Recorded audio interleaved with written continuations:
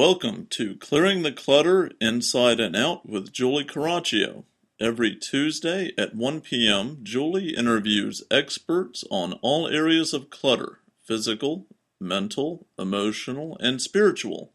Learn easy to implement tips on how to release clutter and get organized to create the life you choose, deserve, and desire.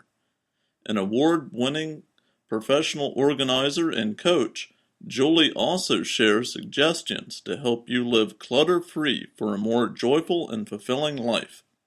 Do you let go of clutter, but then at no time it's back to the way it was? Do your books on releasing clutter and getting organized collect dust on a shelf? Do you know you need to dig deeper on releasing clutter but keep getting stuck? Our Clearing the Clutter Inside and Out, Releasing and Affirming MP3s support you in all areas of your life: physical, mental, emotional, and spiritual. Learn more at Hey reawakenyourbrilliance.com. everyone, for the month of July, I'm going to focus on quick 10-minute tips for releasing clutter and easy ways to get you started. Clutter and getting organized are the last thing that most people are thinking about. Even if it is a busy month with vacation or other things, you can still find time to declutter. I will have one each for physical, mental, emotional, and spiritual.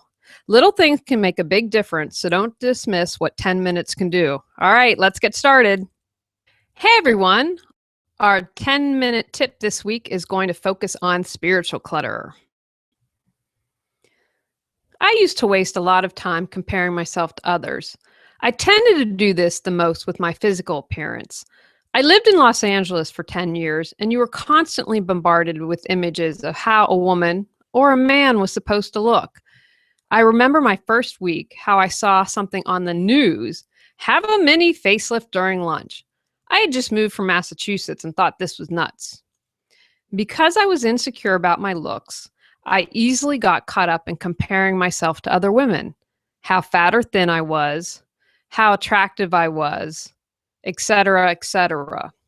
Until I really came into my own, I spent a lot of time doing this.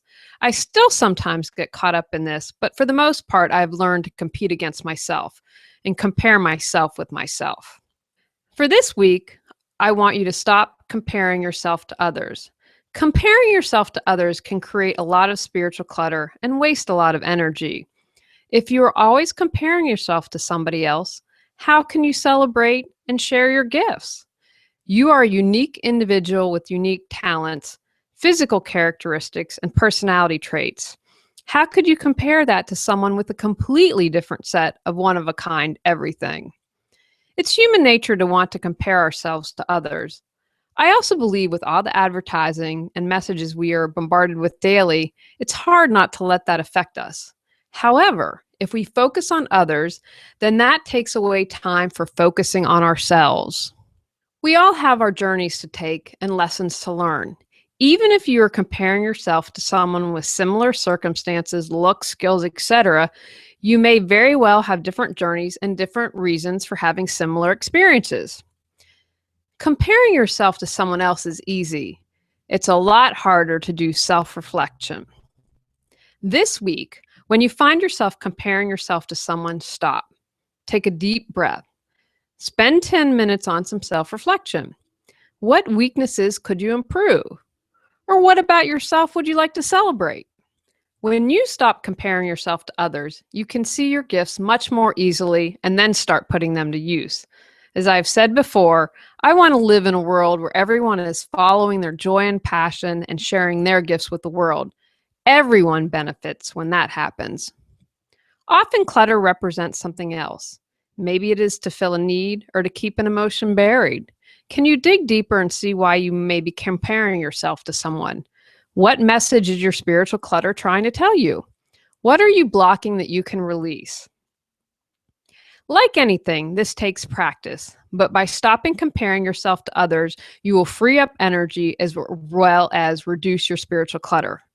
All right, everyone, let's spend the week stopping comparing ourselves to others to clear some spiritual clutter to create the life you choose, deserve, and desire. Thanks for tuning in to Clearing the Clutter Inside and Out. Sign up for our newsletter and receive a free copy of 10 clutter-free living tips. Ready to create the life you choose, deserve, and desire? Learn about Julie's coaching, ebooks, online monthly decluttering classes, how to organize your life, office hours, and her unique clutter-free living mastermind at reawakenyourbrilliance.com. You can also watch all episodes on YouTube or download on iTunes and more. Join us next Tuesday at 1 p.m. Remember, the journey of 1,000 miles begins with one step.